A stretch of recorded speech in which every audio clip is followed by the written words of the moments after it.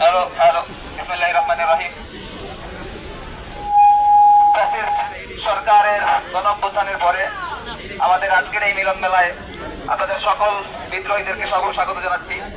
আমরা বলে দিতে চাই, আমরা যেরকম ভাবে ফ্যাসিস্ট সরকারকে ক্ষমতাচ্যুত করেছি, সেটা কোনো বস্তু কেন্দ্রিক আন্দোলন ছিল না।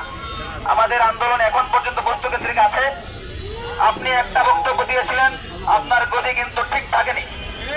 আবার বক্তব্য দিতে চেষ্টা করেছেন, দিয়েছেন, আপনার ভাষাও কিন্তু ঠিক থাকেনি।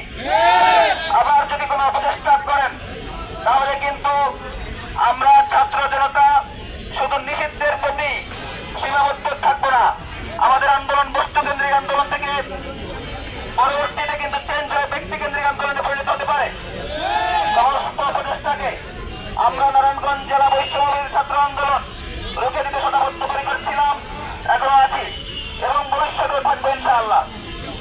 আমাদের মধ্যে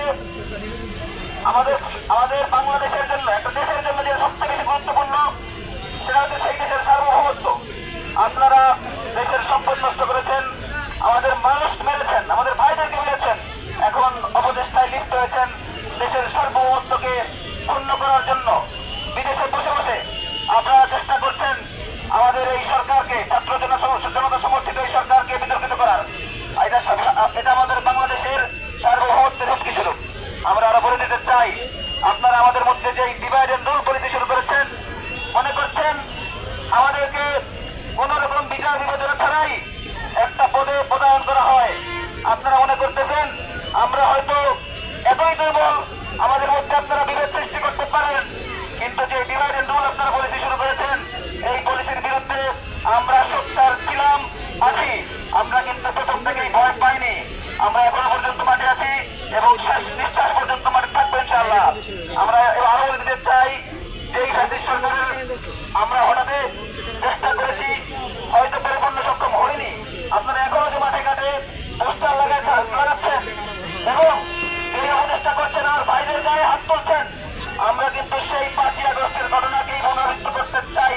যদি আরো একবার এরকম ঘটনা ঘটে, 5ই আগস্ট আবার ফিরে আসবে। আমরা বলে দিতে চাই, আমরা বাংলাদেশে কোনো ফ্যাসিস্ট দল রাজনীতি করতে পারবে না। বাংলাদেশে সমস্ত ফ্যাসিস্ট দল বয়কট করতে হবে, এটা রাষ্ট্রীয় সিদ্ধান্ত, রাষ্ট্রীয়ভাবে এটা আমরা চাই হোক। আর যদি তা না হয়, তাহলে ছাত্র জনতা যেভাবে অভ্যুত্থানের মাধ্যমে একটা সিদ্ধান্ত বাস্তবায়ন করেছে, এই সিদ্ধান্ত ছাত্র জনতা আরেকটা অভ্যুত্থানের মাধ্যমে বাস্তবায়ন করবে। আমি কথা বলাতে চাই না, আমাদের এখানে আরো অনেক বক্তব্যকারী আছেন, আমি মাইক দিয়ে দিতে চাচ্ছি। ইনকিলাব জিন্দাবাদ, মুজিববাদ মুর্দাবাদ।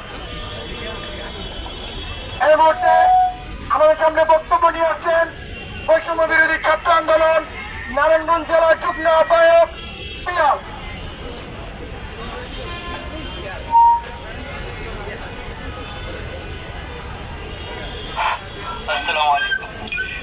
সরকার ভেবেছিল রাতের আধারে পোস্টার লাগিয়ে বিপ্লবীদের আঁকা চিত্র অঙ্কনে কালিমে